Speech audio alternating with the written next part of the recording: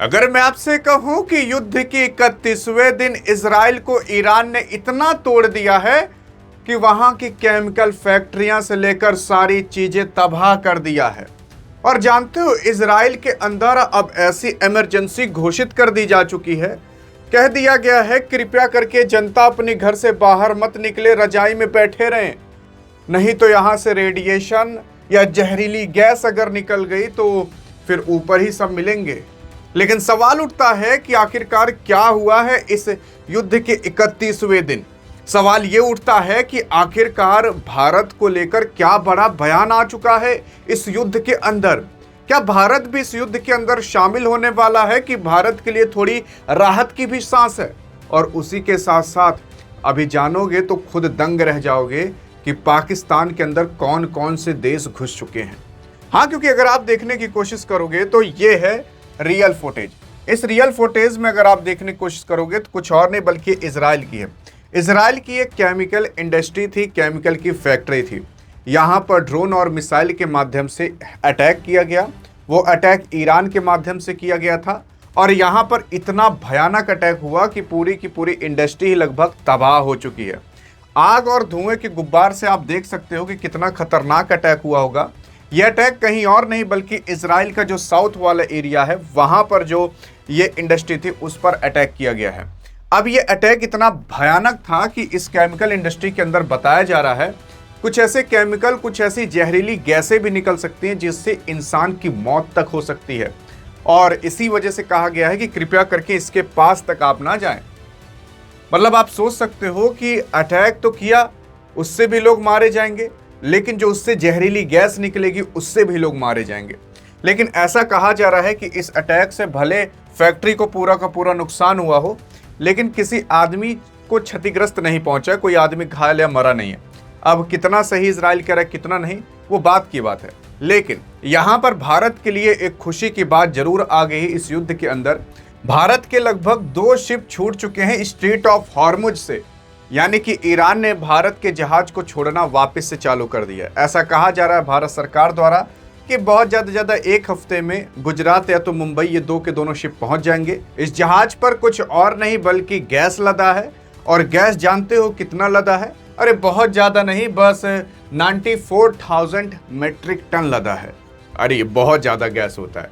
तो इतना गैस भारत के अंदर वापस से आने वाला है। लेकिन अभी भी राहत की बात नहीं मिली है क्योंकि 18 शिप अभी भी फंसी हुई हैं भारत की। और जो क्रू मेंबर्स होते हैं शिप के वो लगभग 485 क्रू मेंबर्स अभी फंसे हुए हैं। तो ये इस 18 जहाज को भी अभी भारत को निकलवाना है। लेकिन हाँ, एलपीजी गैस की जो टैंकर्स या जो शिप थे वो निकलना चालू हो चुके हैं और 1 हफ्ते के अंदर ये भारत पर वापस पहुंचने वाले रहेंगे। कुछ समय पहले आपने सुना होगा कि भारत के 2 शिप आए थे, लेकिन उसके बाद ये 2 शिप और भारत के आ रहे हैं। मतलब जिस पर भारत का झंडा लगा हुआ है उसको स्पेशली ईरान छोड़ने की वहां से कोशिश कर रहा है। और आपने देखा होगा कि ईरान अभी एक मिसाइल ऐसी दागा था जिस पर थैंक यू इंडिया लिखा था। हाँ, मतलब कुछ इस तरीके से ईरान भारत की ही साइड है, युद्ध के अंदर ऐसा जताने की कोशिश कर रहा है।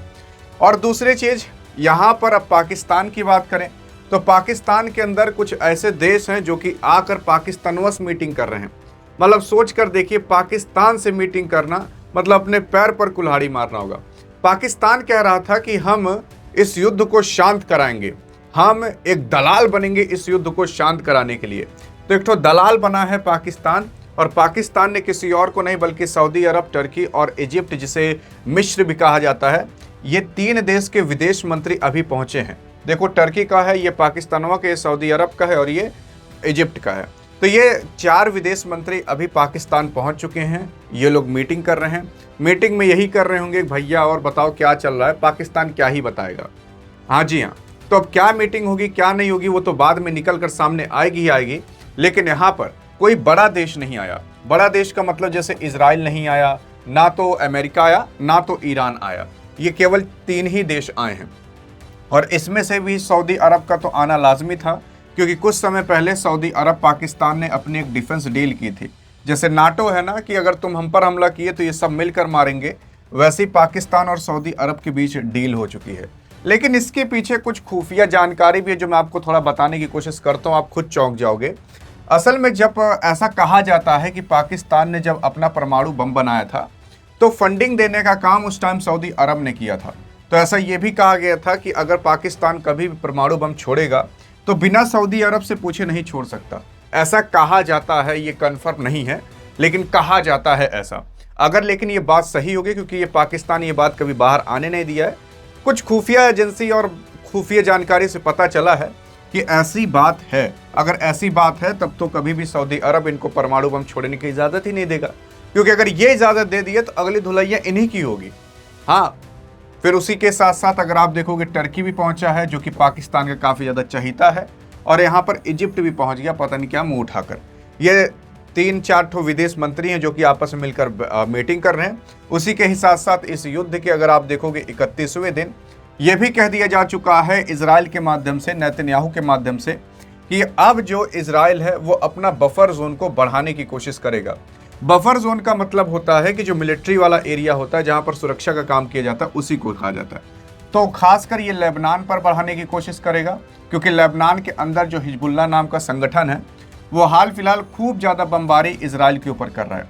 इधर वेस्ट बैंक है तो ये वेस्ट बैंक से भी थोड़ी मुठभेड़ चल रही है, क्योंकि इजराइल की आर्मी यहाँ पर वेस्ट बैंक के बॉर्डर के पास भी हैं। उसी के साथ साथ गाजा से भी थोड़ा डर इजराइल को लग रहा है, और उधर से ईरान तो इनके ऊपर बमबारी कर ही रहा है। और अभी कहा जा रहा था कि जो यमन है, यमन के अंदर जो हूती विद्रोही लोग हैं उन लोगों ने इजराइल के ऊपर बैलिस्टिक मिसाइल दाग दी थी। वो बात की बात है कि इजराइल ने उसे काउंटर कर लिया था, हवा में ही मारकर गिरा दिया था। लेकिन इससे ये पता चलता है कि इस एरिया के अंदर लगभग जो देश हैं वो सब इजराइल के खिलाफ हो रहे हैं, और अगर सभी खिलाफ हो गए तो भैया कुछ अच्छी खासी धुनाई इनकी हो सकती है, और हाल फिलहाल हो भी रही है। एट द एंड फिर वही निष्कर्ष निकलेगा, भैया परमाणु बम गिराओ, सारा माहौल शांत करो। मतलब इसमें माहौल तब शांत होगा जब माहौल बहुत ज़्यादा गर्म हो जाएगा, और गर्म होगा परमाणु बम गिराने के बाद। और इजराइल के पास परमाणु बम है इन पूरे एरिया के अंदर, और ये लोग इसी वजह से पाकिस्तान के साथ मीटिंग कर रहे हैं, क्योंकि पाकिस्तान के पास परमाणु बम है। देखो पाकिस्तान कितना भी नीच घिनौना कुछ भी कह लो, गंदी नाली कीड़ा, कोई फर्क नहीं पड़ता, लेकिन इसके पास परमाणु बम है, और परमाणु बम होने के नाते इससे सभी देश डरेंगे। भारत की बात छोड़ दो जिसके पास नहीं है, क्योंकि अगर आपके पास कुछ भी नहीं है, आपके पास परमाणु बम है ना, तब भी आप सीना तान के कह सकते हो बोल बे का कर लेगा। मतलब इस तरीके से हो सकता है। मतलब आपकी बॉडी शॉडी नहीं है, लेकिन तब भी अगर आप एक बंदूक निकाल कर तांग दिए तो सामने चाहे जितना ताकतवर आदमी हो वो डर जाएगा। वैसे ही पाकिस्तान के पास हो चुका है कुछ, कि इनके पास है कुछ नहीं, बस परमाणु बम है, तो इस वजह से सब इससे डरते भी हैं जिसके पास परमाणु बम नहीं है। तो इन सभी देशों के पास परमाणु बम नहीं है, पाकिस्तान के पास है। इस वजह से लोग पाकिस्तान की थोड़ी बहुत यहाँ पर सुन भी रहे हैं, लेकिन पाकिस्तान खुद अपने पैर पर कुल्हाड़ी मारने की कोशिश कर रहा है, क्योंकि पाकिस्तान ने भी हाल फिलहाल इजराइल को धमका दिया है और कह दिया है कि इजराइल हम कतर नहीं हैं, अगर तुम कुछ दिक्कत करोगे तो हम तुम्हारे ऊपर परमाणु बम या तुम्हारे ऊपर अटैक कर देंगे। मतलब इजराइल से पाकिस्तान, मतलब आप ये भी सोच सकते हो कि पाकिस्तान वह शांति समझौता कराने की बात कर रहा है तो यहाँ मार काट करने की भी बात कर रहा है। ये तो इनकी बुद्धि है, पता नहीं कहाँ से पढ़ कर आए हैं, लगता वहाँ दुद्धि नहीं थी, नहीं दुद्धि खाए हो तो थोड़ी बुद्धि हो जाती। लेकिन बहरहाल युद्ध के जो भी 31वें दिन की न्यूज़ थी मैंने आपको बता दी, आई थिंक आप समझ चुके होंगे। लेकिन अगर ऐसी अधिक इन्फॉर्मेशन चाहिए तो डिस्क्रिप्शन में व्हाट्सएप चैनल का भी लिंक है। तब तक के लिए जय हिंद, जय भारत।